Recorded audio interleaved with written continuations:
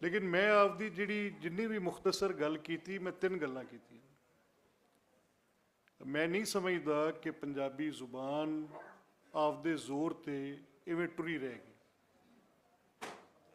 पंजाबी जुबान नूं जद तक पढ़ावन दा बंदोबस्त ना होया, पंजाबी जुबान दे विच जद तक असीं जिहड़े मोटे काम ने वो ना कीते ते पंजाबी मेरा तो अज मेरा पंजाबी मसला ही नहीं रह गया। ना मैनू उहदी किते तालीम च लोड़ है, ना मैनू सरकारी सतह ते किते पंजाबी दी लोड़ है। मेरा काम अंग्रेजी ते उर्दू नाल सरदा पिया ते ही मैं पढ़ना पिया। तो इनू किन्ने ठीक करना है? क्या ये सिर्फ मसला सियासतदाना दे वस है कि उन्होंने ठीक करना है, या ये एकेडमीया भी आएगी, या ये सोसाइटी मजमूई तौर पर भी नाल आएगी, इकट्ठी होकर आएगी।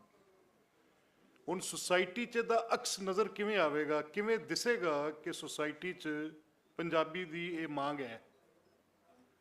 मेरा बच्चा जिहड़ा स्कूल जा रहा है, मैं अगर बहुत एक उतले तबके च टुर गया तो मैं उत्थे आपदे घर च पंजाबी बोलना वो भी मेरा फैशन है अज। तो जे मैं किते थल्ले फसिया तबकाती जंग च, मैं किते लोअर मिडल क्लास हाँ, या मेरे को अजे आपदे कोलों उत्थे नहीं उपड़िया गया जिथे लोकी पैसों नाल तगड़े या रुतबे नाल या ओहदे नाल तगड़े ने, तो उत्थे बच्चे नूं धक्के नाल अंग्रेजी बुलाना तो उर्दू बुलाना मेरा स्यापा बनिया।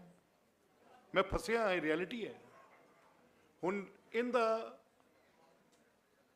मेरे नज़दीक जिंदे वस जो है वो करे। मेरे वस सी कि मैं पंजाबी जुबान ते एक करारदाद देवां जिन्हों कानून की हैसीयत बन जाए। ये भी तुहाडी इतला लईए 72 साल च इन्हां असैम्बलियां दियां रेजोल्यूशनां दी बाइंडिंग फोर्स नहीं सी। पंजाब असैम्बली पाकिस्तान की पहली असैम्बली है कि अगर कोई चीज़ भी हो यूनैनिमसली यानी इकट्ठी उहदे कोई मुखालफत नहीं होएगी, वो पास करेगी तो गवर्नमेंट ते बाइंडिंग होएगी। ये करारदाद असी पास करके हुकूमत नूं भेजती हुई है कि तुसी पहली जमात तो लैके कॉलेज तक जो ऑप्शनल की चॉइस किसी स्टूडेंट को आ जाए। मैनू एक मौलवी साहब मिल गए, थोड़ा वक्त थोड़ा मैं गल मुखसर करांगा। मैनू एक मौलवी साहब मिल गए, मैं उन्होंने कहा तुसी मेरे वड्डे भाई हो, मैं पूछना तुहाडा दरस है तो तुसी दरस दे विच पहले दिन तो ही दरस निज़ामी पढ़ान लग पाओगे। तुसी एक बच्चे नूं फैसला कर लिया है, उसकी उम्र अजे 4 साल है, और तुसी फैसला कर लिया है कि मैं उन्होंने इख्तियार नहीं देना, और मैं पहले दिन ही तय कर लिया कि इन्हें आलम बनना है। ये तोड़ तक नहीं चढ़ेगा जब तक वो ख्वाहिश में शामिल नहीं होएगी, और अगर बनेगा भी तो कोई मुफीद आलम नहीं बनेगा। मेरा ख्याल है कितने बिगड़ जाएगा।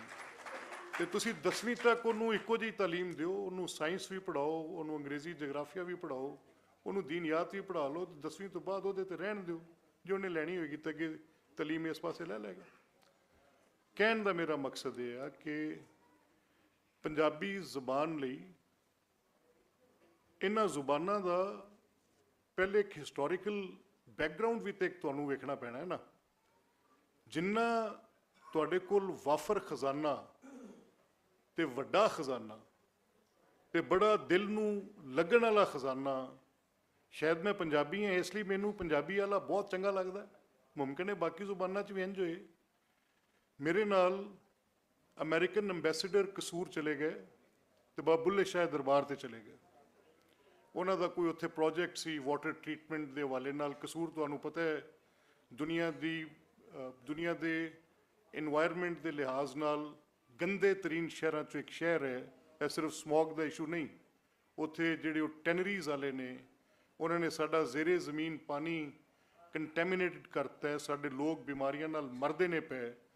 तो असीं उहदे च दुनिया के कुछ लोगों को उत्थे इकट्ठा किया जिहदे कोई ट्रीटमेंट दे कोई, तो अमेरिकन अंबैसडर भी उस वेले, I am talking like 10-15 years back, Bulleh Shah दरबार ते 4-5 शेर लिखे सन। उहदे मज़ार चो बिल्कुल जिथे उन्हों की सीट है इस वेले उहदे बिल्कुल उत्ते। मैं उन्होंने कहा, मैं क्या अपना अमेरिकन कॉन्स्टिट्यूशन का टाइम देखना। एज आई रिमेंबर कि जैफरसन स्पीच वॉज इन 1790s। तो तुसी मैं तुहानूं कहन लगा, ए सच आखिया ਭਾਂਬੜ ਮੱਚਦਾ ਹੈ ਇਜ਼ ਫਰੀडम ਆਫ ਐਕਸਪ੍ਰੈਸ਼ਨ। ਇਹ ਜਿਹੜਾ ਨਾਲ ਲਿਖਿਆ ਹੈ ਕਿ ਜ਼ਾਤ ਨਾ ਕੋਈ ਪੁੱਛੇ, ਇਹ ਰੇਸ ਰਿਲੀਜਨ ਕ੍ਰੀਡ ਵਾਲੀ ਗੱਲ ਕਰਦਾ ਪਿਆ ਕਿ ਇਹਦੇ ਤੇ ਕਿਸੇ ਕਿਸਮ ਦੀ ਡਿਸਕ੍ਰਿਮੀਨੇਸ਼ਨ ਨਹੀਂ ਹੋਣੀ।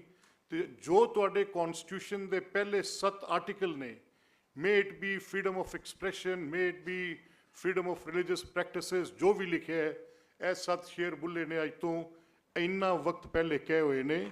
ਸਾਡੀ ਸੁਸਾਇਟੀ ਜ਼ਿੰਦਾ ਸੁਸਾਇਟੀ। ਮਕਸਦ ਮੇਰਾ ਸਿਰਫ ਇਹ ਕਿ ਤੁਸੀਂ ਤੇ ਮੈਂ ਰਲ ਕੇ, ਇਹ ਸਿਰਫ ਪੋਲੀਟੀਸ਼ੀਅਨਸ ਦਾ ਫੇਲੀਅਰ ਜ਼ਰੂਰ ਗਿਣਿਆ ਜਾ ਸਕਦਾ ਹੈ ਕਿ ਦੇ ਡਿਡ ਨਾਟ ਇਨੈਕਟ, ਲਾਅ ਨਹੀਂ ਬਣਾ ਸਕੇ, ਉਹ ਇੱਕ ਤਹਿਰੀਕ ਨਹੀਂ ਪੈਦਾ ਕਰ ਸਕੇ। ਜਿਵੇਂ ਚੋਈ ਸਾਹਿਬ ਕਿਹਾ ਜਾਂ ਘੁੰਮਣ ਸਾਹਿਬ ਕਹਿ ਰਹੇ ਸਨ, ਪੰਜਾਬੀ ਹੋਣ ਤੇ ਮੇਰੀ ਪਾਕਿਸਤਾਨੀਅਤ ਮੇਰੇ ਪੰਜਾਬੀ ਹੋਣ ਦੇ ਨਾਲ ਘੱਟ ਨਹੀਂ ਹੋ ਜਾਂਦੀ। ਮੈਂ ਜਿੰਨਾ ਡਾਈਵਰਸ ਹੋਵਾਂਗਾ, ਮੈਂ ਜਿੰਨੀ ਜ਼ਿਆਦਾ ਮੇਰੇ ਅੰਦਰ ਕੌਮਾਂ ਆਬਾਦ ਹੋ ਕੇ ਕੰਮ ਨੂੰ ਅੱਗੇ ਲੈ ਕੇ ਜਾਣਗੀਆਂ, ਓਨਾ ਇਹ ਸੋਹਣਾ ਹੁੰਦਾ ਜਾਏਗਾ। ਸੋ ਪੰਜਾਬੀ ਹੋਣ ਲਈ ਕੋਈ ਪਾਕਿਸਤਾਨੀਅਤ ਤੇ ਬੋਝ ਨਹੀਂ ਪੈਂਦਾ। ਇਹ ਤੁਹਾਡੀ ਗੱਲ ਠੀਕ ਹੈ। ਇਹਦੇ ਲਈ ਸ਼ੌਰੀ ਕੋਸ਼ਿਸ਼ ਅਸੀਂ ਕਰਨੇ ਆ ਪਏ, ਤੇ ਇਬਤਦਾ ਦੇ ਵਿੱਚ ਅਸੀਂ 2 ਕੰਮ ਕਰ ਗਏ ਹਾਂ। ਇੱਕ, ਅਸੀਂ ਇਹ ਬੁਨਿਆਦ ਰੱਖ ਦਿੱਤੀ ਹੈ ਕਿ ਸਕੂਲਾਂ ਦੀ ਸਤ੍ਹਾ ਤੇ, ਕਾਲਜ ਦੀ ਸਤ੍ਹਾ ਤੇ ਪੰਜਾਬੀ ਪੜ੍ਹਾਈ ਜਾਏ। ਔਰ ਫਿਰ ਕੋਈ ਐਸਾ ਬੋਰਡ, ਇਹ ਜਿਹੜਾ ਅਦਾਰਾ ਬਣਾਇਆ ਸੀ, ਇਹ ਪਤਾ ਨਹੀਂ ਕਿਉਂ ਕਲਚਰਲ ਬਣ ਗਿਆ। ਇਸ ਅਦਾਰੇ ਦਾ ਮਕਸਦ, ਇਹਦਾ ਤੁਸੀਂ ਕਾਨੂੰਨ ਕੱਢ ਕੇ ਪੜ੍ਹ ਲਓ ਅੱਜ, ਇਹ ਸਿਰਫ ਇਹਦਾ ਤਲਕ ਸਿਰਫ ਕਲਚਰਲ ਅਕਾਊਂਟ ਨਾਲ ਨਹੀਂ ਸੀ। ਉਹ ਵੀ ਬਹੁਤ ਜ਼ਰੂਰੀ ਹੈ, ਬਹੁਤ ਲਾਜ਼ਮੀ ਹੋਣਾ ਚਾਹੀਦਾ ਹੈ। ਲੇਕਿਨ ਇਸ ਪੰਜਾਬੀ ਇੰਸਟੀਚਿਊਟ ਦੇ ਐਕਟ ਦਾ ਮਤਲਬ ਇਹ ਵੀ ਸੀ, ਇਹਦੇ ਵਿੱਚ ਕਾਨੂੰਨ 'ਚ ਲਿਖਿਆ ਸੀ ਕਿ ਅਸੀਂ ਕੁਝ ਐਸੇ ਕੰਮ ਕਰਾਂਗੇ ਜਿਹੜੇ ਜਦੀਦ ਜਿਹੜੀਆਂ ਬਾਕੀ ਸਾਡੀਆਂ ਜ਼ਰੂਰਤਾਂ ਨੇ, ਜਿਹਦੇ 'ਚ ਸਾਇੰਸ ਹੈ, ਜਿਓਗ੍ਰਾਫੀ ਹੈ, ਜਿਹਦੇ 'ਚ ਸਾਡੇ ਡਿਫਰੈਂਟ ਅਦਰ ਜਿਹੜੇ ਅੱਜ ਦੇ ਦੌਰ ਦੇ ਅਲੂਮ ਨੇ, ਉਹਨਾਂ ਸਾਰਿਆਂ ਨੂੰ ਪੰਜਾਬੀ ਜ਼ੁਬਾਨ ਦੇ ਵਿੱਚ ਕੋਈ ਉਹਨਾਂ ਦੇ ਕਾਇਦੇ ਕਿਤਾਬਾਂ ਵੀ ਬਣਨਗੀਆਂ। ਲੇਕਿਨ ਇਹ ਬਦਕਿਸਮਤੀ ਨਾਲ ਇੱਕ ਰੇਡੀਓ ਸਟੇਸ਼ਨ ਦੀ ਹੱਦ ਤੱਕ, ਔਰ ਬੜੀ ਬੜੀ ਮਿਹਨਤ ਕੀਤੀ ਉਹ ਸ਼ਗੁਫਤਾ ਸਾਹਿਬਾਂ ਨੇ ਵੀ, ਮੈਂ ਮਿਲਦਾ ਰਿਹਾ, ਬਟ ਆਪਣੇ ਆਪਣੇ ਸਫੇਰੇ 'ਚ ਕਰਦੇ ਰਹੇ। ਤੇ ਉਮੀਦ ਹੈ ਰਲ ਕੇ ਕਰਾਂਗੇ ਤੇ ਠੀਕ ਹੋ ਜਾਏਗਾ।